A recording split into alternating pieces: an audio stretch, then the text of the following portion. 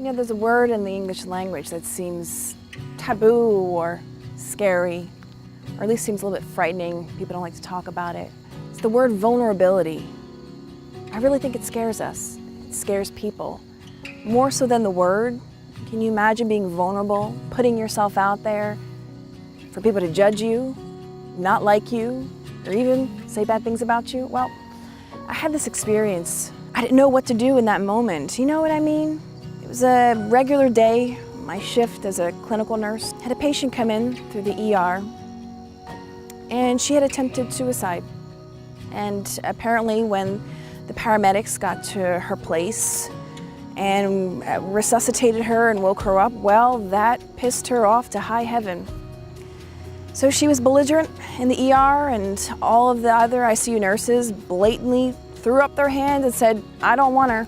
I said, "Well, come on, bring it on. Let's see how I can help her, what I can do in that particular situation." So I did just that.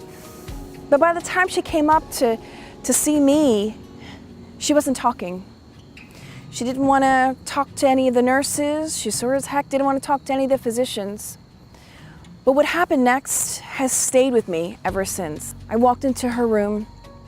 She laid on her bed silent. So I sat there on the edge of her bed, which is, to be quite honest with you, it's not common for me, being trained here in the US, to get so intimate with the patient. And intimate, I considered sitting on the bed, in her hospital bed. But as I sat there, truly not knowing what else to do, we sat there for a few moments in silence, and I just grasped at words in my mind. What do I say to someone? What is her story? Why would what brought her here? So as I sat there talking to her, I tried to understand her and hear her perspective. So she proceeded to tell me about her life. She proceeded to tell me she had been living with HIV, and by this time AIDS, 25 years at that point. She said, "Kirsten, I'm just tired. I'm just tired of always having to explain myself. Every time I make a new friend, and I get to that point where I want to trust them, where I feel like we've reached that level of friendship, where I want to tell them, majority of the time, do you know what happens, Kirsten? I get two looks. A deep look of pity or a look of disgust. Do you know what that's like? Do you know what that's like for 20-some years? Every new friend that I make, I have to explain myself. I have to explain that because when I was 21 years old, I made a huge mistake. I was an idiot and had a one-night stand. And because of that, I live every day wondering, will this cold be the end of me? Is this week going to be the week where things go bad for me? I'm just tired, she said. I'm just tired. And I didn't know what to say.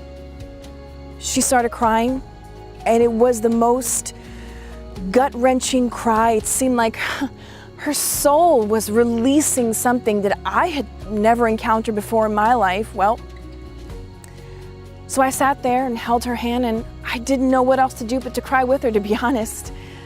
I wanted her to know that I knew that she was an HIV counselor, and I knew through her history that she had done so much good, and that for all the lives she had saved, other people from the brink of suicide, she still had so many other lives to save. So in that moment, I learned something about being vulnerable and how good it is to realize that you can put yourself out there, learning to be okay with yourself, and learning to be okay that other people might judge you. But you're being vulnerable and you're being true to who you are. It encourages other people to do the same, because that's what this young woman did for me in that moment.